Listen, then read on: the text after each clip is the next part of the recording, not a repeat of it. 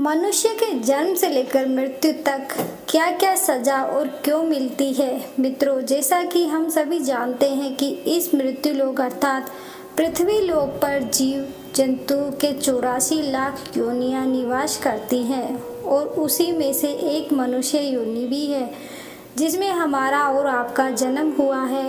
मित्रों, मृत्यु के बाद प्राणी को उसके कर्मों के हिसाब से अगला जन्म मिलता है और जब कोई प्राणी अपने पिछले जन्म में अधिक से अधिक सत्कर्म करता है तो उसका जन्म मनुष्य योनि में होता है। परंतु मित्रों, धर्मशास्त्रों की माने तो अन्य सभी योनियों की अपेक्षा जीव को मनुष्य योनि में ही सबसे ज़्यादा कष्ट भोगना पड़ता है। आज की इस वीडियो में हम आपको यही बताने जा रहे हैं कि मनुष्य को माता के गर्भ से मृत्यु तक किस किस तरह के कष्ट भोगने पड़ते हैं, जिसका वर्णन भगवत पुराण में किया गया है। मित्रों, जब भी कोई प्राणी मृत्यु के बाद मनुष्य की योनि में जन्म लेता है तो वह सबसे पहले ईश्वर द्वारा निश्चित पुरुष के वीर्य के कण के रूप में स्त्री के उदर में प्रवेश करता है। वहाँ वह एक रात्रि में स्त्री के रज में मिलकर एक बन जाता है। फिर 5 रात्रि में छोटे कण का रूप हो जाता है और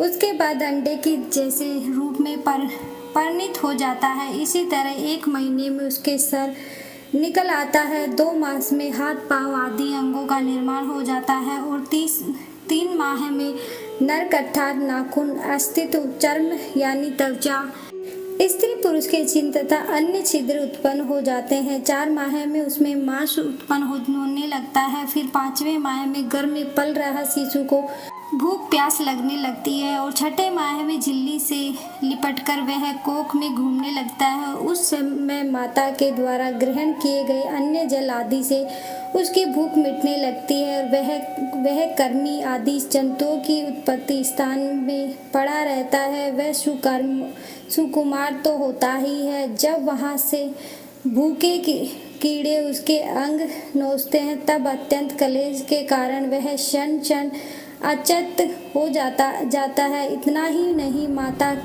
के खाए हुए कड़वे, तीखे, गरम, नमकीन, रूखे और खट्टे आदि पदार्थों को स्पर्श होने से उसके सारे शरीर में पीड़ा होने लगती है। वह जीव माता के गर्भाशय में झिल्ली से लिपटा और आंतों से घिरा रहता है। उसका सिर, पेट की और पीठ और गर्दन कुंडलाकार में मुंह रहता है। माता के गर्भ में मनुष्य पिंजरे में बंद पक्षी की भांति पराधीन एवं अंगों से हिलाने झुलाने में ही असमर्थ रहता है। इस अवस्था में उस दिव्य शक्ति के द्वारा स्मरण शक्ति प्राप्त होती है। इसके बाद उसे अपने पिछले जन्मों के कर्म याद आ जाते हैं। फिर वह बेचैन हो जाता है और उसका दम घुटने लगता है। फिर 7वां महीना प्रारंभ होने पर उसमें ज्ञान भक्ति की पनपने लगती है। उसकी वजह से वह एक स्थान पर नहीं रहना चाहता। तब स्थूल शरीर में बंधा हुआ वह जीव अत्यंत भयभीत होकर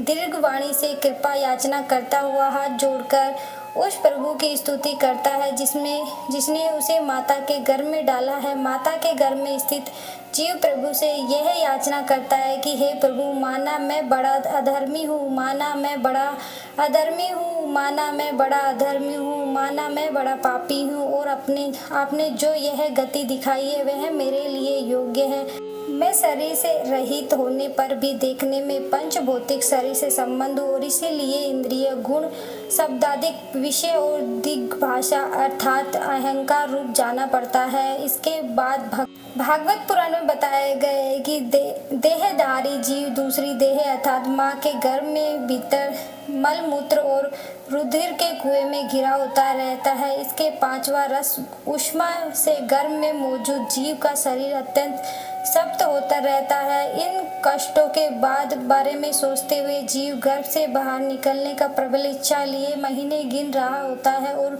भगवान से प्रार्थना कर रहा होता है, हे भगवान, मुझ दिन को यहाँ से कब निकाला जाएगा। फिर गर्भ में मौजूद मनुष्य सोचता है कि पशु पक्षी आदि अन्य जीव तो अपने मूल भूत के अनुसार अपने शरीर से होने वाले सुख दुख आदि का ही अनुभूत करते हैं, किंतु मैं तो भगवान आपकी कृपा से साधन संपन्न शरीर से युक्त हूँ, अतः आपकी दी हुई विवेक बुद्धि से अपने शरीर से बाहर और भीतर अहंकार रूपी आत्मा का अनुभव करता हूँ। भगवान, इस अत्यंत दुख से भरे इस गर्भाशय की यद्यपि मैं बड़े कष्ट में रह रहा हूँ तो भी इससे बाहर निकलकर सांस में अंधकूप में गिरने की मुझे विकल्प इच्छा नहीं है, क्योंकि इसमें जाने वाले जीव को आपकी माया घेर लेती है। इसके कारण उसके शरीर में अहम बुद्धि हो जाती है और उसके परिणाम में उसे फिर इस संसार चक्र में ही रहना होता है। इसलिए वह भगवान से बार बार विनती करता रहता है कि वो उसे इस कष्ट से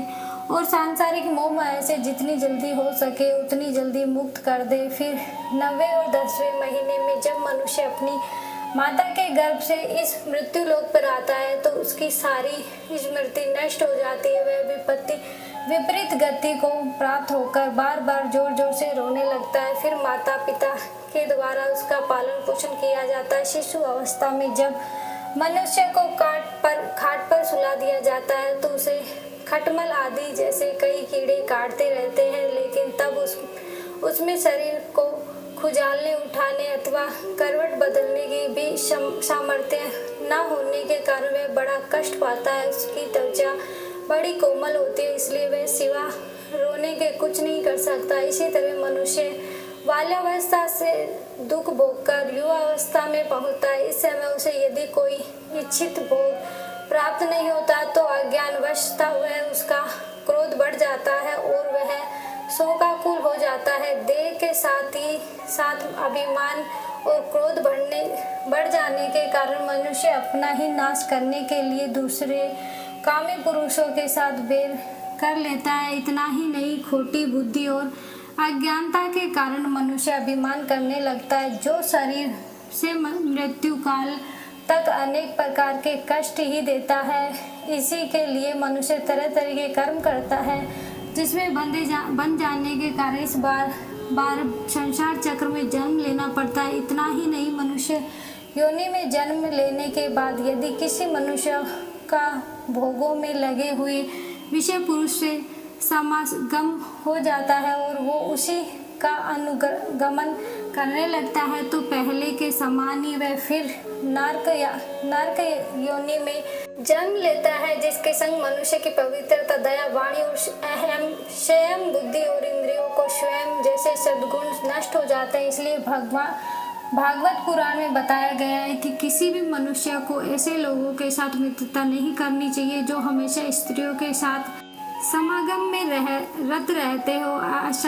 अशांत और मूर्ख अर्थात मूर्खों, क्योंकि जीव को किसी और का संग करने से ऐसा मोह और संबंध नहीं होता जैसा स्त्रियों के संगियों को संग करने से होता है। इससे जुड़े एक कथा में बताया गया है कि एक बार परम पिता ब्रह्मा जी अपनी पुत्री सरस्वती को देखकर उसके रूप लावण्य से मोहित हो गए थे और उसके मृगी रूप में भागने पर उसके पीछे निर्जला पूर्वक मृग रूप होकर दौड़ने लगे। इसलिए ऐसा कौन सा पुरुष हो सकता है जिसकी बुद्धि स्त्री रूपी माया को मोहित ना हो। इतना ही नहीं, एक स्त्री रूपी माया में इतना बल कि वह अपने भ्रुकुटी अर्थात नयन से बड़े बड़े दिग्विजय वीरों को पैरों में कुचल देती है। जो पुरुष योग के परम पद पर आरूढ़ होना चाहता है अथवा जिसे मेरी सेवा के प्रभाव से आत्मा अनात्मा का विवेक हो गया हो, वह स्त्री का संग कभी